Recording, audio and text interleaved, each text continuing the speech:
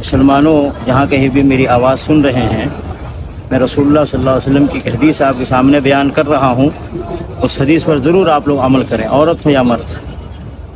افسوس ہے کہ لوگ جب فرض نماز پڑھ لیتے ہیں تو فرض نماز کے بعد لوگ فوراً یا تو سنت پڑھنے لگ جاتے ہیں یا دعائیں کرتے ہیں، لیکن جو نبی صلی اللہ علیہ وسلم سے ثابت ہے وہ عمل نہیں کرتے ہیں۔ نبی علیہ السلام سے جو ثابت ہے فرض نماز کے بعد وہ ہے آیت الکرسی پڑھنا۔ آیت الکرسی پڑھنے کا بہت بڑا ثواب ہے۔ رسول اللہ صلی اللہ علیہ وسلم کے فرمان کے مطابق من قرأ آیت الکرسی دبر کل صلاۃ مکتوبۃ لم یمنعہ من دخول الجنہ الا الموت، رواہ نسائی۔ رسول اللہ صلی اللہ علیہ وسلم نے فرمایا کہ جو آدمی ہر فرض نماز کے بعد آیت الکرسی پڑھے گا اس کو جنت میں جانے سے کوئی چیز نہیں روک سکتی سوائے موت کے۔